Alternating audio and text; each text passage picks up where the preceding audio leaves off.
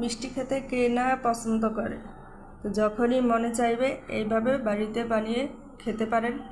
তাই আমি এই মিষ্টিগুলো কিভাবে বানিয়েছি আপনারাও একবার রেসিপিটা ঝটপট করে দেখে নিন। নমস্কার বন্ধুরা, নিপাস কিচেন অ্যান্ড ব্লগে সবাইকে স্বাগতম। তো আজকে আমি আবার মিষ্টির রেসিপি নিয়ে হাজির হলাম। তো আজকে আমি বানাবো আটা দিয়ে গোলাপ জামুন। তার জন্য এই যে এখানে মেজারমেন্ট কাপের 1 কাপ গুঁড়ো দুধ নিয়েছি।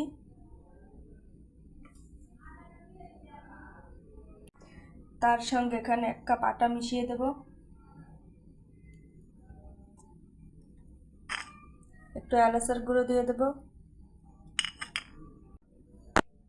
এই যে 1 চিমটি খাবার সোডা নিয়েছি, দিয়ে দেব। 1 চিমটি বেকিং পাউডার দিয়ে দেব।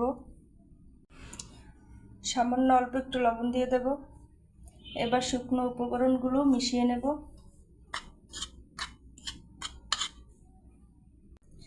এবার ঘি দিয়ে গুঁড়ো দুধ আর আটাটা ময়াম দিয়ে নেব। একটু বেশি ঘি দিয়ে দেব।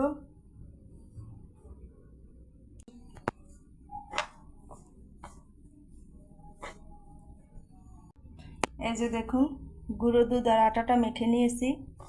এবার আমি লিকুইড দুধ দিয়ে এটাকে মেখে নেব। তা আমি দুধ একবারে দেব না, একটু একটু করে দিয়ে মেখে নেব।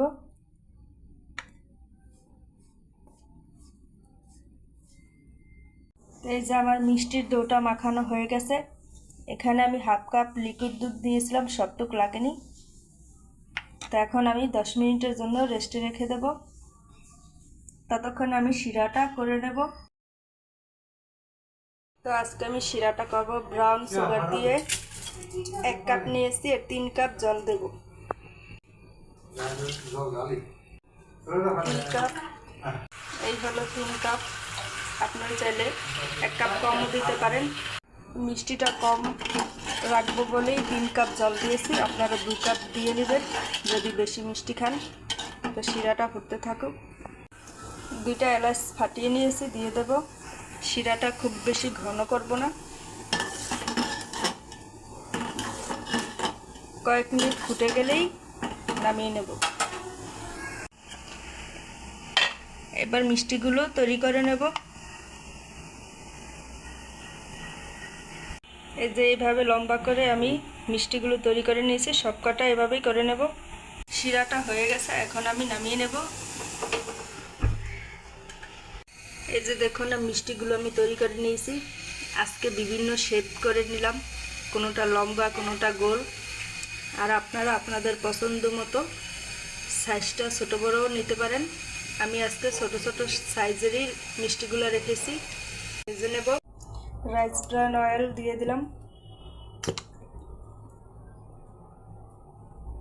মিষ্টিটা আমি মিডিয়াম টু লো হিটে ভেজে নেব।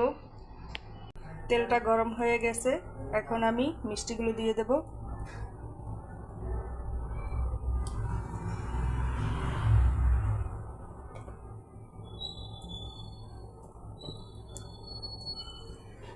প্রথম অবস্থাতে আমি এইভাবে মিষ্টিগুলো ঘুরিয়ে ঘুরিয়ে দেব। এই যে দেখুন বন্ধুরা, দেওয়ার সাথে সাথে মিষ্টিগুলো কিন্তু ফুলে যাচ্ছে। এবার মিষ্টিগুলো আমি উল্টিয়ে নিলাম।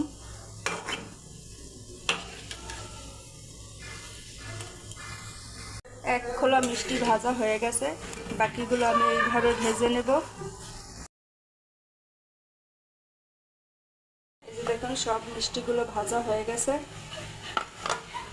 শিরাটা আমি চুলায় আবার বসিয়ে দিয়েছি।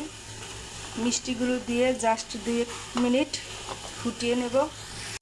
শিরাটা ফুটে গেছে, এখন মিষ্টিগুলো দিয়ে দেব।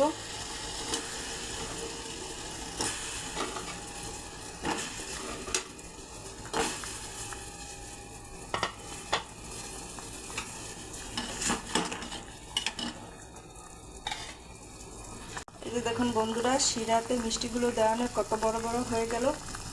তো এখন আমি নামিয়ে নেব। মিষ্টিগুলো ভিজতে বেশিক্ষণ লাগবে না। এই যে দেখুন বন্ধুরা, মিষ্টিগুলো কত সুন্দর হয়েছে। তো আপনারা এভাবে বাড়িতে বানিয়ে খাবেন। তা আমি একটা দেখাচ্ছি।